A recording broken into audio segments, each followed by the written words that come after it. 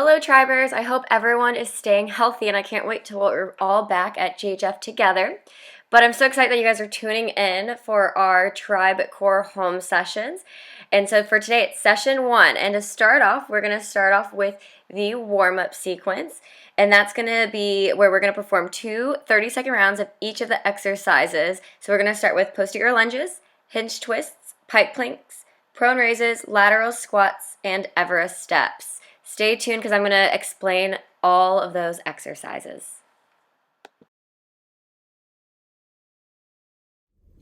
Posterior lunge. The exercise looks like this.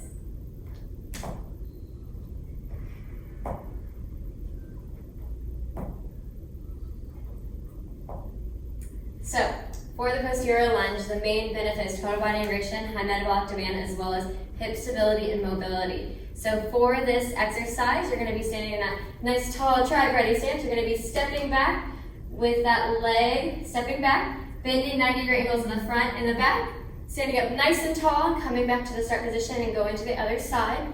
For the rep count, left and right is 1 for this exercise. Some common faults is excessive lumbar flexion, so leaning over, as well as the hips through that frontal plane. Also, allowing that knee to come past the ankle or internally rotate in. So for this exercise, some cues you want to think about is staying nice and tall, spine nice and long, making sure that you keep those hips parallel to the floor. As you step back, you're going to make sure nice alignment through that knee and ankle of the front leg, as well as driving off the heel in that front leg to come back to that start position. The way you can progress and regress this one is through that range of motion and speed. And that is the posterior lunge. Hinge twists. The exercise looks like this.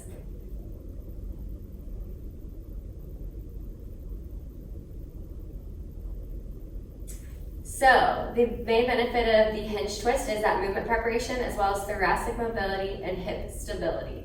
So, you're going to be in that tribe ready stance, sitting back with those hips nice off knees, allowing that right arm to go to that left knee, and then opening up, having your eyes follow, and then going to the other side. So for this one, every time you do left and right is 1 repetition. Some common faults is excessive flexion or extension. So you're going to make sure that you keep the long spine, shoulders away from the ears, keeping your hips at neutral position. And the way you're going to progress and regress this movement preparation exercise is through range of motion. How far can you open up? How far over can you twist? It's really up to you. You should be progressing though as you go through it. And that is the hinge twist. Pike plank. The exercise looks like this.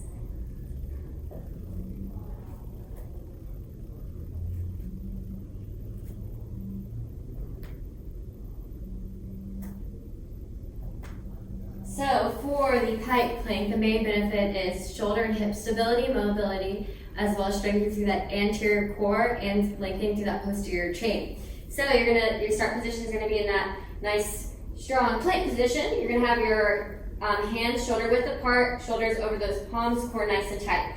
Then you're going to lift up those hips, tapping, same toe, same arm, is tapping that toe, and then coming back down to that start position to that plank. So every time you bring your hips up to that pike is 1 repetition. Some common faults for this one is shoulders shrugging or be elevated or excessive lumbar extension. So in that plank position, allowing those hips to fall. So you're gonna make sure you have your shoulders away from your ears, nice long, spine core nice and tight, driving those heels into the floor, tapping back and coming back to that start position. The way you can progress and regress this one is through load, so time under tension, as well as your range of motion. Prone raises. The exercise is going to look like this.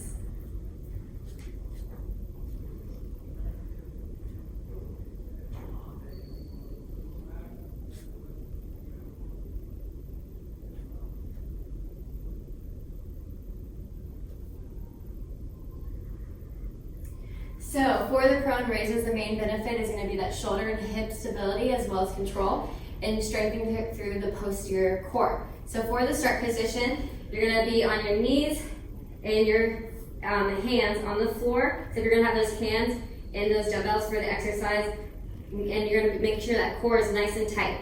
You're then gonna bring up that left arm, dumbbell facing up, bringing that foot up, and then coming back down to that start position, and doing the same thing on the opposite side. So left and right is the rep count, is 1 repetition for this exercise. Some common faults for this one is going to be that lumbar extension. So allowing those hips to roll forward, also shrugging of the shoulders if you're trying to lift that weight up. So maybe think about what weight you're using. If you feel that you're trying to throw the weight up, or you feel your shoulders, or you're compromising your form in that exercise. So for this, you want to make sure you keep a nice long spine, shoulders away from the ears, creating tension through that midsection for this exercise. So the way you can progress and regress this is through load and range of motion. And that's the prone raises. Everest step. The exercise looks like this.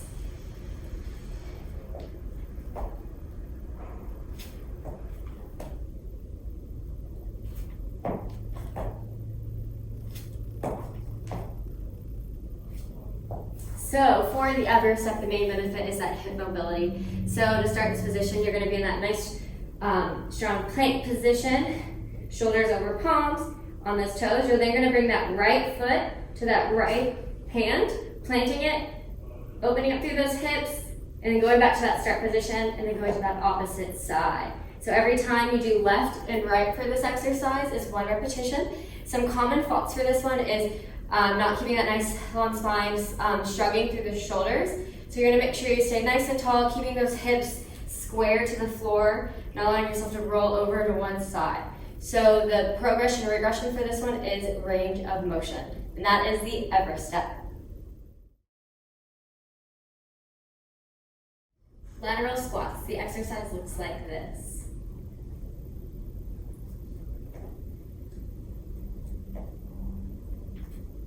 So, for the lateral squats, the main benefit is total body ratio as well as high metabolic demand, as well as hip mobility and stability and shoulder mobility. So for the start position, you're going to be facing your path of travel, except it's going to be your shoulder facing that path of travel. You're going to be stepping out laterally, having those elbows go towards those hips or towards those knees.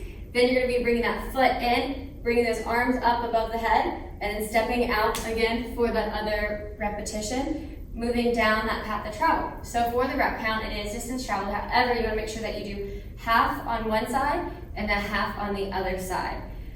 So some common faults for this one is very similar to what you would see in a squat. So either rolling those knees in, excessive lumbar flexion for this exercise, not bringing your arms up above the head. So you want to think about nice tall spine, leading with those hips, thinking about squeezing those glutes, pushing those knees out, bringing those arms up, keeping those shoulders away from the ears for this exercise. And the way you can progress and regress this one is through speed and range of motion. And that is the lateral squat. Okay, team, so we're going to start the warm-up sequence. Get your timers ready. 3, 2, 1, and go.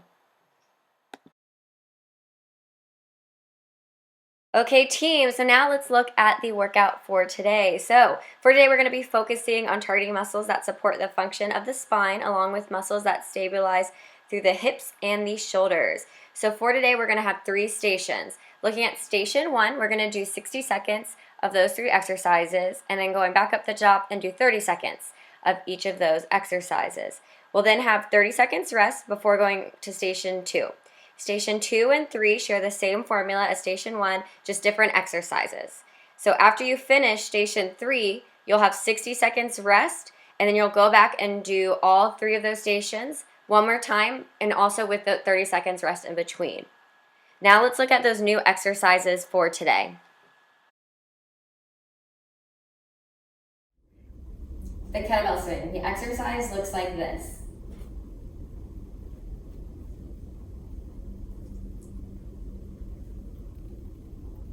So, for the kettlebell swing, the main benefit is total body integration as well as high metabolic demand, as well as strengthening through that posterior chain. So you're going to begin by holding a kettlebell with both hands, having your shoulders down back away from the ears. You're then going to sit back in those hips, driving through those heels, allowing that kettlebell to come up to about shoulder height, keeping that core nice and tight.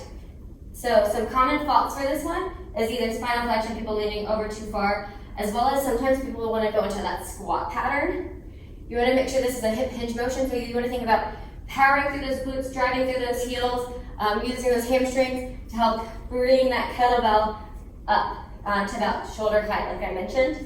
So you want to make sure you stay nice and tall, shoulders away from the ears. Set yourself up for success when you go into that exercise. And the way you can progress and regress this one is really through that load, so the load of the kettlebell. And that is the kettlebell swing. The body squat. The exercise looks like this.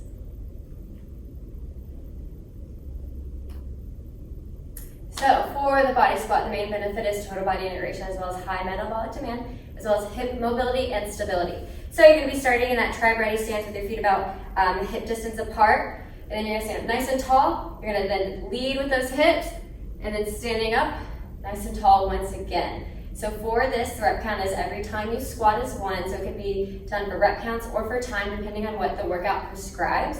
And then some common faults for this one is either leaning over through that back, or sometimes people don't want to lead with the hips. Also thinking about your knees, think about pushing out through your knees, because a lot of people will cave in their knees. So common cues, keep that spine nice and tall, shoulders away from the ears, lead with those hips for this exercise. And the way you can progress and regress this one is through that range of motion, so how low you're going in that squat as well as speed. And that is the body squat. Dumbbell deadlift rows. The exercise is going to look like this.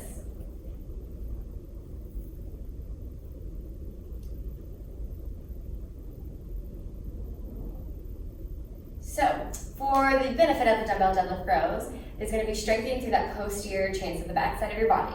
So to start this position, you're going to have 2 dumbbells, cans, whatever you have at home, using as weights, or you can even just take the weights out of it and do this like kind of like a shadow deadlift and do that row motion. But if you have dumbbells, cool. So you'll hold those weights in front of your thighs, shoulders out back in that tri-ready stance.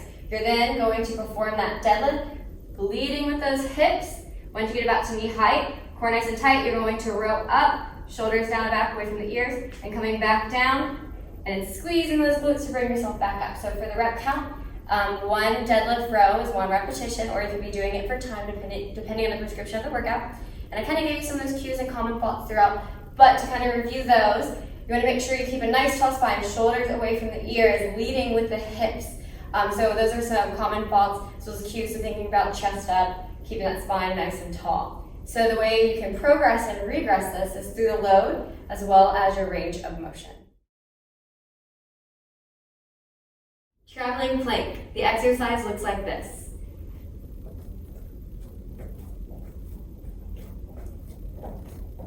So, for the traveling plank, the main benefit is strengthening through the anterior core as well as shoulder and hip stability and wrist mobility. So, the start position for this exercise is you're going to be in that nice strong plank position, nice long legs and arms. You're going to be alternating foot and hand as you go down that path of travel. Keep that core nice and tight, nice long legs and arms once again.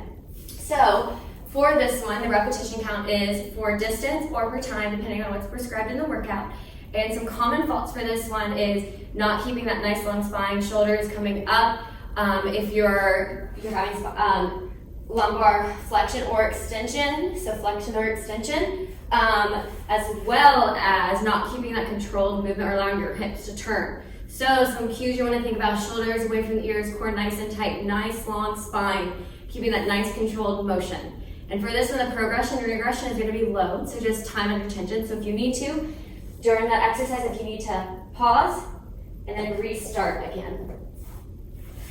And that is the traveling plank.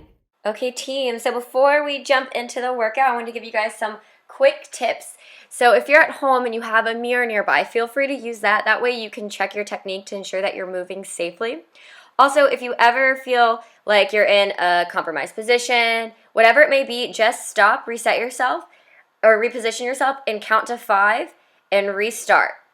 Also, I know some of you guys don't have dumbbells or kettlebells at home, but a great technique is either using cans or filling water bottles up with sand or water. For kettlebells, you can use a backpack filled with sand or rocks, whatever it may be. But just get creative. In worst case, if you don't have those things, still do the motion. You're still getting a great workout out of it.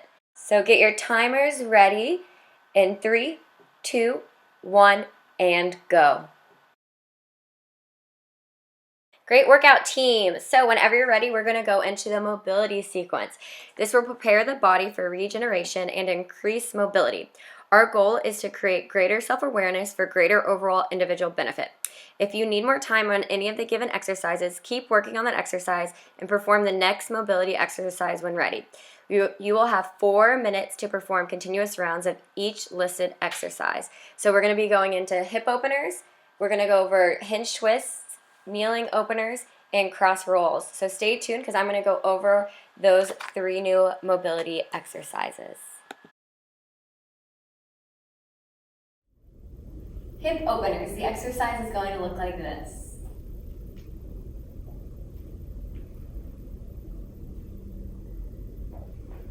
So for the hip openers, it's going to be a movement preparation as well as hip mobility. So for this, your start position is you're going to be in that chart ready stance with your back facing the path of travel. So then you're going to bring that left knee up in line with that left hip, externally draw a circle back, stepping down, and then starting with that other leg for this motion.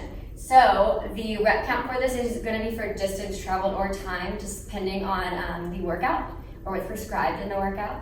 So some common faults for this exercise is loss of control or stability. So you want to make sure that you stay up nice and tall, bring that knee up, stay nice and stable, and stepping back. The way you can progress and regress this exercise is through range of motion. And that is the hip openers. Hinge twists. The exercise looks like this.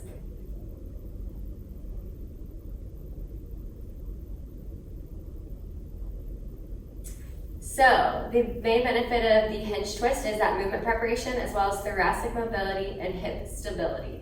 So you're going to be in that tribe ready stance, sitting back in those hips, nice soft knees, allowing that right arm to go to that left knee, and then opening up, having your eyes follow, and then going to the other side. So for this one, every time you do left and right is 1 repetition. Some common faults is excessive flexion or extension. So you're going to make sure that you keep the long spine, shoulders away from the ears, keeping your hips in that neutral position. And the way you're going to progress and regress this movement preparation exercise is through range of motion. How far can you open up? How far over can you twist? It's really up to you. You should be progressing though as you go through it. And that is the hinge twist.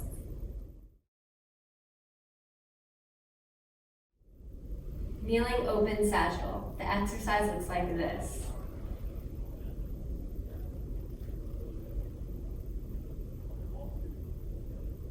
So for this exercise, the main benefit is movement preparation as well as hip mobility and shoulder mobility and working through that frontal plane. So you're going to begin by starting in that 90-degree angle in the knees, both knees.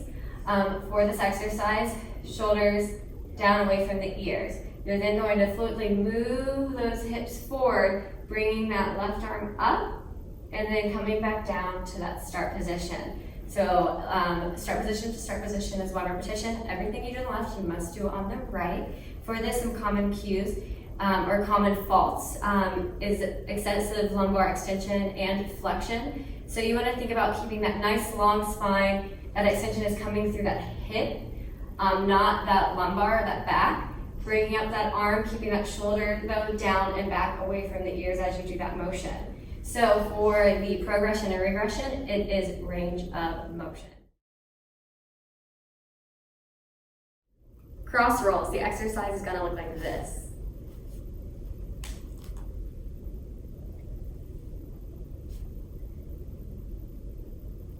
And then you perform on the other side.